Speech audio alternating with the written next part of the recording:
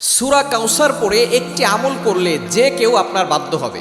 অনেক সময় আমরা আমাদের কাছের মানুষদেরকে বাধ্য করতে চাই, তবে অবশ্যই স্মরণ রাখতে হবে হারামভাবে আপনি কাউকে বাধ্য করতে চাইলে এটা কোনোভাবেই ফায়দা হবে না। অনেকে দেখা যাচ্ছে বয়ফ্রেন্ড গার্লফ্রেন্ডকে বাধ্য করতে চায়, অথবা আপনার কাউকে পছন্দ হয়েছে আপনি তাকে বাধ্য করতে যাচ্ছেন, এটা হবে না। অবশ্যই হালালভাবে আপনি কাউকে বিয়ে করতে চাচ্ছেন, অথবা কোনো মা বাবা তার সন্তানকে বাধ্য করতে যাচ্ছে, কোনো স্বামী তার স্ত্রীকে বাধ্য করতে যাচ্ছে, কোনো স্ত্রী তার স্বামীকে বাধ্য করতে চাচ্ছে, অথবা হালালভাবে অফিসের কোনো বস তার উপরে বারবার নির্যাতন করে, ধমক দেয়, তার সাথে বাজে ব্যবহার করে, আপনি অফিসের বসকে বাধ্য করতে চাচ্ছেন, তাহলে আপনি এই আমলটা করবেন। সূরা কাউসার আমরা সকলেই জানি, ছোট্ট একটা সূরা, তবে পাওয়ারফুল সূরা। এটার ভিতরে অনেক ফজিলত রয়েছে। এই কোরআনের ভিতরে আল্লাহ পাক রব্বুল আলামিন সব কিছু দিয়েছেন। এটা হচ্ছে জীবন্ত মুআজিজা। আপনি একটি আমল, সূরা কাউসারের আমলটা করবেন, দেখবেন যে কেউ আপনার বাধ্য হবে হালালভাবে।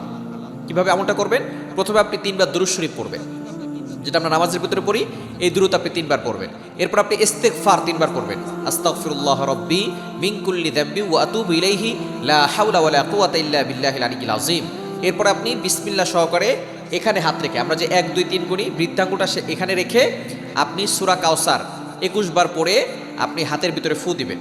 ফু দিয়ে এরপর আপনি মুষ্টিবদ্ধ করে আপনি যাকে বাধ্য করতে চাচ্ছেন তার নাম 7 বার উচ্চারণ করবেন, এবং তার পিতামাতার নাম 1 বার উচ্চারণ করবেন, এবং আপনি মনে মনে চিন্তা করবেন আপনি তাকে বাধ্য করতে চাচ্ছেন। এভাবে আপনি 10 সেকেন্ড হাতটাকে মুষ্টিবদ্ধ করে রাখবেন, দেখবেন ইনশাআল্লাহ যে যাকে আপনি বাধ্য করতে চাচ্ছেন সে আপনার বাধ্য হবে। এবং এভাবে আমল করার পরে আপনি তার জন্য একটু দোয়া করবেন, আল্লাহ আমি আমার সন্তানকে বাধ্য করতে চাচ্ছি। কোনো স্বামী যদি তার স্ত্রীকে বাধ্য করতে চায়, আপনি একটু আল্লাহর কাছে দোয়া করবেন, আল্লাহ আমি আমার স্ত্রীকে বাধ্য করতে চাচ্ছি। কোনো স্ত্রী যদি তার স্বামীকে বাধ্য করতে চায়, তাহলে স্ত্রী তার স্বামীর নাম ধরে দোয়া করবে, আল্লাহ আমি আমার স্বামী অমুককে আমি হালালভাবে বাধ্য করতে চাচ্ছি, আল্লাহ তুমি বাধ্য করে দাও। এভাবে যদি আপনি আমল করতে পারেন, অবশ্যই 21 দিনের ভিতরে আপনি ভালো ফলাফল পাবেন ইনশাআল্লাহ।